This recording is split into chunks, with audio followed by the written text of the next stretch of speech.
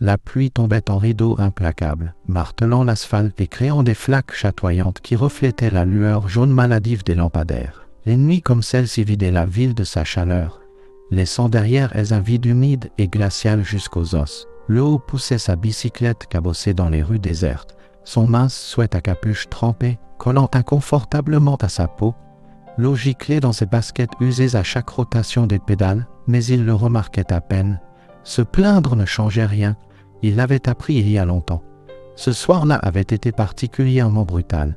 Les livraisons s'éternisaient à cause de l'averse, et des clients radins avaient retenu les pourboires. Pourtant, il avait réussi, et une petite récompense l'attendait, un repas.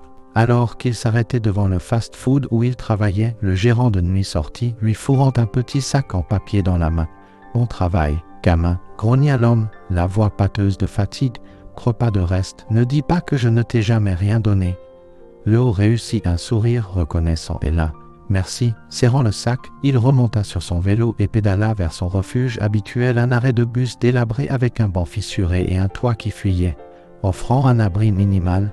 Au moment où il l'atteignit, la faim lui rongeait férocement l'estomac.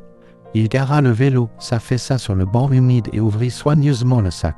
L'arôme de nourriture chaude d'un hamburger et une petite portion de frites emplit le petit espace. Ce n'était pas grand-chose, mais pour Leo, cela ressemblait à un festin. Juste au moment où ses doigts se refermaient sur l'emballage du hamburger, un faible son perça le tambourinement de la pluie, un gémissement. Leo se figea, c'était à peine audible, un cri doux et faible venant d'une ruelle voisine. Il hésita. Il était tard, il était épuisé, ce n'était probablement qu'un chat errant. Mais le son revint, tirant quelque chose en lui. Avec un soupir qui endua l'air froid, Leo se leva, rentrant le précieux sac en papier sous son sweat à capuche. La curiosité, ou peut-être la simple empathie, le poussa en avant. La ruelle était une étroite tranche d'obscurité, sentant le béton mouillé et les détritus. Plissant les yeux contre la pénombre, aidé seulement par une ampoule vacillante plus loin, il le vit. Un chien, un berger allemand, douloureusement maigre, le pelage emmêlé et trempé, gisait en boule contre le mur de briques froides. Il tremblait violemment, les côtes nettement visibles sous son pelage trempé, ses oreilles étaient aplaties, sa queue serrée, mais ses yeux. Leo connaissait la faim, il la voyait reflétée dans le miroir fissuré de l'orphelinat chaque matin. Ceci, cependant, était une famine plus profonde, plus désespérée. Lentement, prudemment, Leo s'accroupit, le chien se tendit, l'observant avec des yeux méfiants, mais semblait trop faible pour fuir. Leo jeta un coup d'œil à la nourriture serrée sous son sweat à capuche. Il était affamé. Il n'avait pas mangé correctement de toute la journée. Mais en regardant dans ses yeux sans espoir, il comprit la vraie faim. Sans réfléchir une seconde, il déballa le hamburger, le déchira nettement en deux et plaça doucement un morceau sur le trottoir crasseux devant le chien. Pendant un long moment, rien ne se passa. Le chien se contenta de regarder fixement, puis, avec hésitation, il étira son cou, renifla l'offrande et la dévora par goulets frénétiques. Un petit rire échappa à Leo. « Ouais », murmura-t-il en cassant un autre morceau. « Je connais ce sentiment. » Il regarda le chien manger. Un léger tressaillement plein d'espoir apparaissant dans sa queue, le premier signe de vie qu'il avait vu. Au moment où le maigre repas fut terminé, la pluie s'était adoucie en bruine. Le chien leva les yeux vers le haut, se lécha le nez, ses yeux une fraction plus brillants. Leo soupira, secouant la tête avec un petit sourire désabusé. « Je suppose que je ne suis pas le seul errant par ici. » Ah, il ne le réalisa pas alors, mais dans cette ruelle sombre et luisante de pluie, partageant un reste de hamburger, quelque chose de profond avait changé. La pluie avait cessé au moment où Leo se faufila de nouveau dans l'orphelinat. Mais le froid persistait. Allongé sur son mince matelas, fixant le plafond taché d'eau, ses pensées revenaient sans cesse au chien de la ruelle, le désespoir dans ses yeux, la façon dont il avait englouti la nourriture, la manière silencieuse dont il l'avait regardé ensuite. Il resserra la couverture élimée. Il ne devrait pas s'en soucier, ce n'était pas son problème. Mais il s'en souciait. Le lendemain soir, après sa dernière livraison, Leo ramena son vélo vers la ruelle. Son estomac gargouillait, il avait encore sauté un repas, mais trouver le chien semblait plus important. La ruelle, cependant, était vide. L'endroit près du mur n'était que du trottoir humide. La déception serra la poitrine de Leo. Avait-il erré? Avait-il été chassé? Ou pire, il se retourna vers son vélo, le cœur lourd, quand un scintillement de mouvement attira son œil. Plus loin dans la rue, une forme sombre se glissa entre les bâtiments. Léo plissa les yeux, c'était le chien. Un petit sourire effleura ses lèvres alors qu'il enfourchait son vélo et pédalait plus près. Étrangement, le chien ne s'enfuit pas. Il le regarda approcher, puis se tourna et commença à trotter à côté de lui, gardant une distance prudente mais ne restant jamais trop loin derrière. Ses yeux dorés restaient fixés sur Léo. « Tu me suis, mon pote » marmonna Léo, à moitié amusé.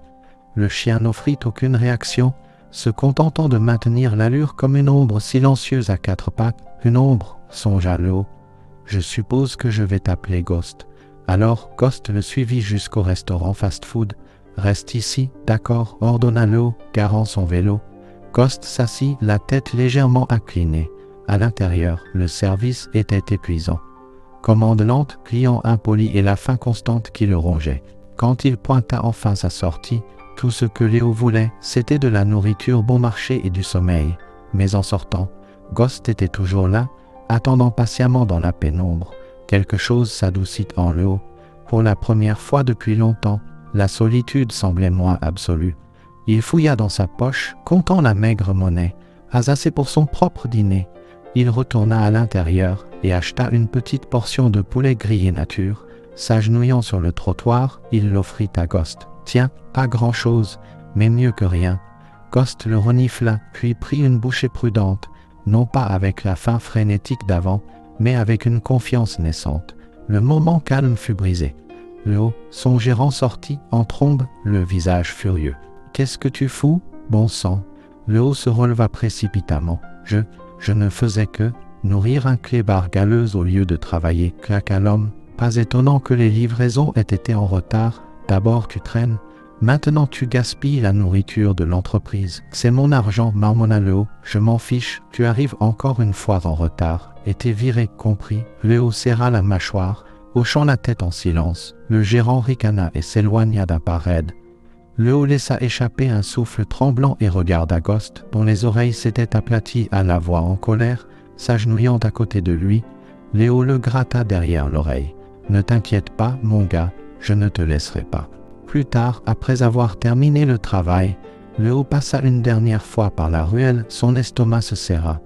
Un groupe d'adolescents traînait contre le mur, riant, jetant des ordures et des bouteilles vides sur Ghost, qui était plaqué contre les briques, essayant désespérément d'esquiver les coups de pied. « Cria Léo, la fureur montant en lui alors qu'il courait vers eux. « Laissez-le tranquille », le groupe se tourna, surpris. L'un des garçons plus âgés ricana. « Qu'est-ce que ça peut te faire ?» Léo se plaça protecteur entre eux et Ghost, les poings serrés. « Il ne dérange personne, laissez-le tranquille. Regarde ça » gloussa un autre. Un errant qui protège un errant. Avant que Léo ne puisse réagir, quelqu'un le poussa violemment. Il trébucha en arrière, heurtant le trottoir mouillé. Ghost explosa en un grognement féroce, se jetant en avant, les dents découvertes, le poil hérissé. Les adolescents hésitèrent, soudainement troublés. Léo se releva en se précipitant. Attrapant le collier de corde improvisé de Ghost, il ne voulait pas de bagarre. Il avait juste besoin de sortir Ghost de là. « Viens mon gars » pressa-t-il. Ghost hésita, puis suivit la traction de Léo. Leurs rires résonnèrent derrière eux, mais Léo les ignora. Dans la rue, Ghost leva les yeux vers lui, ses yeux reconnaissants et pleins de sagesse rencontrant les siens. Léo expira d'une voix rauque. « Tu es vraiment un Ghost ?» Ghost pressa simplement sa tête fermement contre la jambe de Léo. « Et je ne te laisserai pas non plus » semblait dire le geste. Le lendemain matin, Léo arriva au travail avec 5 minutes de retard. Il avait pédalé frénétiquement, mais s'était arrêté brièvement pour vérifier Ghost, caché à proximité. Peu importait qu'il ait travaillé plus dur que quiconque, que l'épuisement l'accable ou que ses chaussures soient encore humides. Le gérant attendait. « Tu es en retard » déclara l'homme catégoriquement. Léo déglutit. « J'ai été pris dans la circulation. » « Ça n'arrivera plus, je le jure. » Le gérant se frotta les tempes. « Léo, je t'ai donné trop de chance. J'ai besoin de travailleurs fiables, pas de gamins qui débarquent n'importe quand. J'ai besoin de ce travail. Pédalo, s'il vous plaît. Une dernière chance, je suis désolé. Tu es viré. » Les mots frappèrent Léo comme un coup physique. Son cœur se serra. Il ouvrit la bouche, mais rien ne sortit. Il n'avait pas de parents, pas de filet de sécurité, pas d'économie, juste un chien qui attendait dehors. Sans un mot, Léo se retourna et sortit. Ghost était là, près du porte-vélo, la queue battant avec espoir jusqu'à ce qu'il voie le visage de Léo. Léo soupira, s'accroupissant pour gratter les oreilles de Ghost. « Je suppose que ce n'est plus que nous deux maintenant, hein ?» Ghost lui donna un coup de coude réconfortant dans le bras. Il retourna à l'orphelinat à vélo, l'anxiété lui tordant les entrailles. Peut-être pourrait-il cacher Ghost plus longtemps. Il avait à peine franchi le seuil que la voix aiguë de la responsable retentit dans le rôle. Léo Panque. Tout le monde s'arrêta. Léo se figea. Son regard tomba sur Ghost, qu'il avait silencieusement suivi à l'intérieur. « Qu'est-ce que c'est que ça ?» claqua-t-elle. Léo se plaça devant Ghost. « Il ne fait de mal à personne. »« Tu connais les règles, » le coupa-t-elle. « Pas d'animaux. C'est un foyer pour enfants, pas pour les errants. Ce n'est pas un errant. » La mâchoire de Léo se serra. « Alors ramène-le d'où il vient. »« Il ne reste pas ici ?» Les poings de Léo se serrèrent. Qu'il n'a nulle part où aller. Les yeux de la responsable se plissèrent. « Alors tu as un choix, Léo. Le chien s'en va, ou toi tu t'en vas. » Un lourd silence plana dans le rôle. La poitrine de Léo lui faisait mal. Ghost était la seule constante, la seule loyauté qu'il ait connue récemment. Le laisser dehors seul, il ne survivrait pas. Il sentit la fourrure humide de Ghost sous ses doigts. Il connaissait la réponse. Relevant le menton, Léo croisa son regard. « Je le choisis. » La surprise vacilla sur son visage, rapidement remplacée par l'exaspération. « Alors sors !» Elle pointa vers la porte. Léo déglutit difficilement et hocha la tête, sans regarder en arrière. Il sortit dans le vent mordant, Ghost trottant silencieusement, fidèlement, à côté de lui. La réalité le frappa alors qu'ils atteignaient le bord du quartier. Pas de maison, pas de travail, juste quelques billets froissés et un chien loyal totalement inconscient qu'il venait de tout perdre. On dirait qu'on est vraiment seul maintenant, hein? Léo força un sourire, resserrant son sweat à capuche. Ghost se pressa contre son flanc. Une présence stable et silencieuse. Ensemble, ils errèrent dans la nuit qui s'approfondissait, cherchant un abri, le vent aigu coupant à travers leurs fines couches de vêtements, se demandant s'ils s'en sortiraient du tout. Le vent hurlait dans les canyons urbains, aigu et impitoyable. L'eau frissonna, son souffle formant des panaches dans l'air glacial. La faim le rongeait, et l'épuisement rendait ses membres lourds comme du plomb. Ghost trottait à côté de lui, les oreilles dressées, toujours vigilant. Ils marchèrent pendant des heures, cherchant. Un entrepôt abandonné se dressait, mais Léo savait qu'il serait bondé, potentiellement dangereux. Le parc était trop exposé. Les options diminuaient avec la baisse de température, puis un cri. La tête de Léo se releva brusquement. Plus bas dans la rue, sous un lampadaire crépitant, un homme plus âgé se débattait avec deux silhouettes en sweat à capuche sombre. Une agression. L'instinct prit le dessus. Léo laissa tomber son vélo. « Hé !» cria-t-il, sa voix aiguë dans l'air froid. Les agresseurs se tournèrent, surpris. L'homme plus âgé, peut-être dans la soixantaine, s'agrippait désespérément à son portefeuille. Un agresseur le poussa violemment, l'envoyant s'étaler sur le trottoir. La rage submergea Léo. Il se jeta en avant, attrapant le bras du voleur le plus proche, le déséquilibrant. L'homme jura, donnant des coups de poing sauvages. Léo esquiva, reculant en trébuchant. Soudain, un grognement profond et menaçant résonna dans la rue. Ghost se lança entre Léo et les agresseurs, les dents découvertes, le poil hérissé, un son bas et dangereux grondant dans sa poitrine. Les agresseurs se figèrent. Ghost se jeta à nouveau en avant avec un aboiement sec et féroce. C'en était assez. Ils se tournèrent et s'enfuirent dans l'obscurité.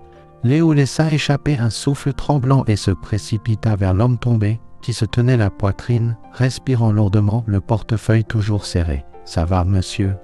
Léo s'agenouilla à côté de lui. L'homme leva les yeux. Le choc et la gratitude se livrent en bataille sur son visage. « Je crois que oui. » Léo l'aida à s'asseoir. Ghost se tenait à proximité, une sentinelle silencieuse observant la rue vide. L'homme croisa enfin le regard de Léo. « Vous m'avez sauvé, dit-il, la voix remplie d'incrédulité. » Léo haussa les épaules, jetant un coup d'œil à Ghost. « Vous aviez l'air d'avoir besoin d'aide. » Ghost a aidé aussi. L'homme suivit le regard de Léo vers le chien, et ses yeux s'écarquillèrent de reconnaissance stupéfaite. « Ce chien, souffla-t-il.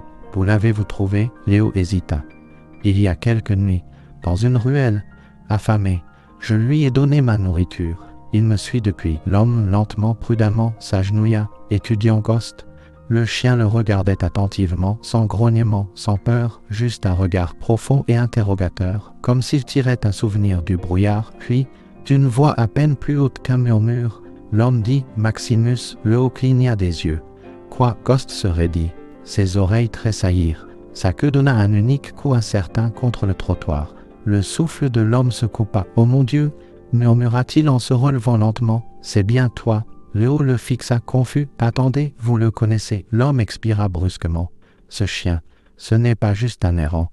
Il était à moi. » Le cœur de Léo martela. « À vous ?» Son nom est Maximus, confirma l'homme, l'émotion épaississant sa voix. « Le chien de protection de ma famille. Je l'ai eu depuis qu'il était chiot, il y a 2 ans. Un cambriolage dans ma propriété. Il s'est défendu. Il y a eu un accident. Nous pensions. » Il s'interrompit, regardant le chien Maximus qui le regardait maintenant avec une lueur de reconnaissance indubitable. « Nous avons cherché pendant des semaines.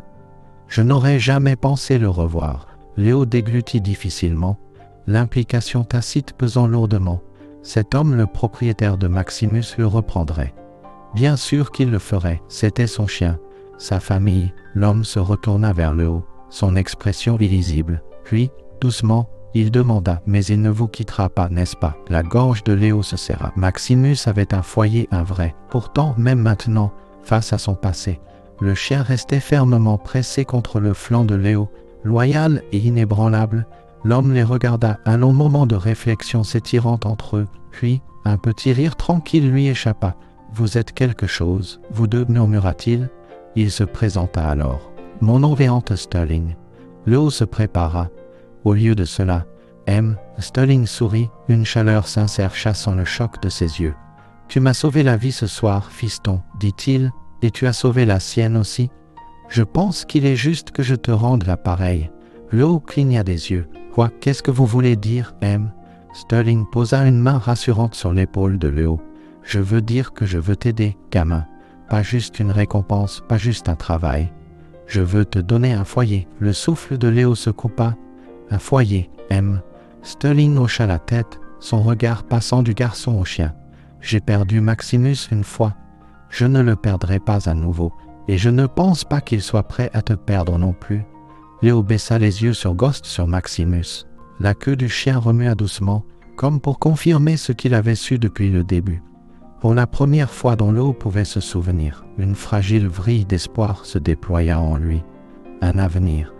Un foyer, les nuits froides et la faim lancinante s'estompèrent lentement en un souvenir surréaliste. Parfois, Léo se réveillait encore en sursaut, s'attendant à la dure réalité de la rue, pour se retrouver dans un lit chaud, sous un toit propre, dans une maison qui commençait à ressembler à la sienne. Ante Sterling avait tenu parole. Léo avait des vêtements propres, des repas réguliers qui n'étaient pas des restes, et quelque chose qu'il n'avait pas osé imaginer, un avenir. M. Sterling l'avait inscrit à l'école, insistant sur le fait qu'il méritait une chance. Cela semblait étranger au début, pensé au-delà de la simple survie, mais lentement, avec hésitation, Léo commença à y croire. À travers tout cela, Maximus, son Ghost, était une présence constante. N'étant plus maigre et affamé, le chien était fort, son pelage brillant, ses yeux vifs de santé et de bonheur. Pourtant, certaines choses ne changeaient pas. Maximus suivait toujours Léo partout, attendait avec impatience près de la porte quand il revenait de l'école et se blottissait à ses pieds pendant les longues sessions d'études nocturnes. Maximus avait retrouvé son chemin vers M. Sterling, mais il avait trouvé son vrai foyer aux côtés de Léo. Un soir, alors que le soleil couchant peignait le ciel de stries oranges et violettes, Léo s'assit sur les marches de devant. Maximus était allongé à côté de lui, sa fourrure ébouriffée par la douce brise. Léo fouilla dans la poche de son sweat à capuche, une habitude désormais réconfortante plutôt que nécessaire, et en sortit un simple sandwich au beurre de cacahuète et à la confiture. Il sourit, se souvenant de cette première nuit pluvieuse. Sans un mot, il déchira le sandwich en 2 et offrit un morceau à Maximus. Le chien leva les yeux, croisa son regard un instant, puis prit l'offrande doucement. L'eau gloussa doucement, frottant Maximus derrière les oreilles. « Je suppose qu'on a fait du chemin. » « Ah, mon gars » Maximus remua la queue, pressant sa tête contre le bras de Léo. Léo leva les yeux vers les étoiles naissantes. Pour la première fois de sa vie, il n'était pas consumé par l'inquiétude de savoir où il dormirait ou comment il mangerait. Il n'était pas seul, assis là, son meilleur ami à ses côtés, un avenir s'étendant devant lui. Léo comprit, la gentillesse, même le plus petit acte offert dans le moment le plus sombre, n'était jamais vraiment perdu. Elle avait une façon de retrouver son chemin, apportant souvent plus que ce que vous n'auriez jamais imaginé. Un garçon, un chien et un repas partagé par une nuit pluvieuse avaient tissé des fils de loyauté et d'amour qui les avaient menés tous les deux, enfin, à la maison.